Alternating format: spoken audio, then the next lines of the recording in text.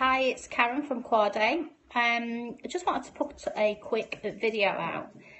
What if KWADE could help you have your voice heard and your children's voices heard pre-election time? My daughter was diagnosed with ASD in 2014, just before her 13th birthday.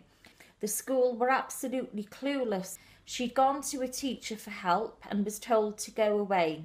So she took it literally and she did go away, leaving the school premises, and refused to get in the headmaster's car when he went to try and find her. So she was excluded for not following his instructions.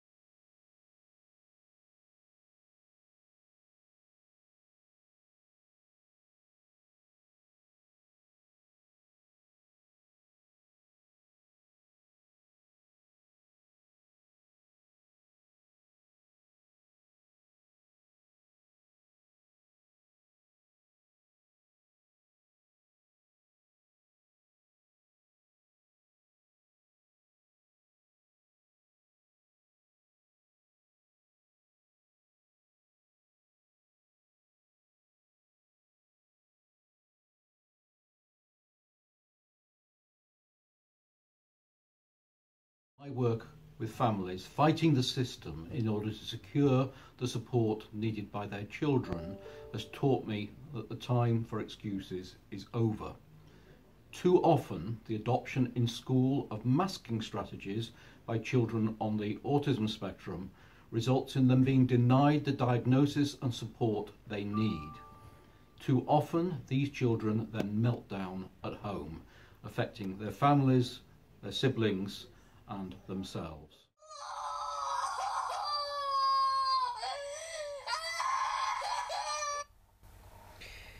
That was 2014.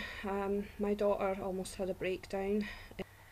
I have regretted ever since moving north of the border. My daughter, the last 4 years in Scottish education, is now traumatised. Between unlawful exclusions, internal exclusions, seclusion and isolation, and police investigations for assault. My son has complex needs which are fully documented. However, despite his educators being fully informed of said needs, his schools preferred to say that he didn't have needs and that I was lying and he was lying. Certain educators influenced other professionals to deny support my son needed. He had a break.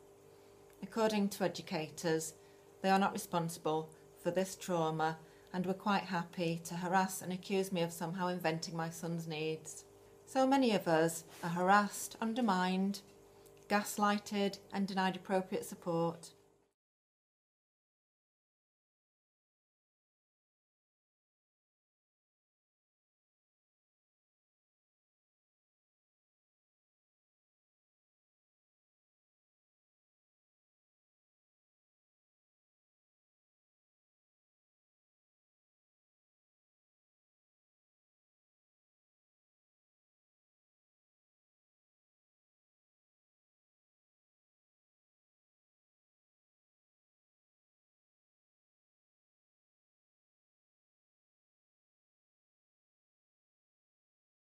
I'm electively home educating, which is not true. Blatantly breaking the law, blatantly breaking statutory guidelines. I've complained to ombudsmen, I've complained to ICO, and you always get the same response. They always justify the professionals' actions. I've had things where meetings haven't been documented, in fact to the point that they've said the meeting didn't take place, and then I've had to go and get everyone who attended the meeting to actually write to verify the meeting took place.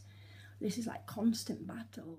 Social services stepped in and decided that I was at one time an unfit mum, saying that I emotionally and physically abused my boy, yet couldn't tell anybody how I physically or emotionally abused him. This bullying from them went on for 3 years. It wasn't just against myself, it was against my family.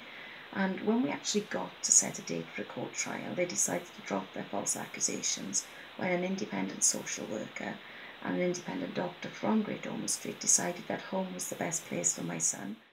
When I grew up in the education system, from 4 years old after a diagnosis, it became impossible to develop evenly without having sort of tripping up and trying to learn skills myself, pretty much isolated from the community. So currently the United Kingdom went from 11th position out of 165 countries to 156 out of 165 countries. This is because the United Kingdom are failing children, are failing vulnerable people, the disabled, etc., etc., etc. And so this means that all those who were due support, or all those who've had support, have had it removed, illegally removed. So of course you've got children that have got unprocessed trauma from the bullying. How on earth can you expect children to sit exams and do GCSEs when they've been traumatized by professionals, where they have got no trust in teachers? You can't. Why aren't more parents of special needs children standing together? That's what I want to know. Why aren't we all standing together as one, with one voice? If we all stand together with one voice, guess what? We can change things. We can change the system. We can change the lives of all of our children if we act together.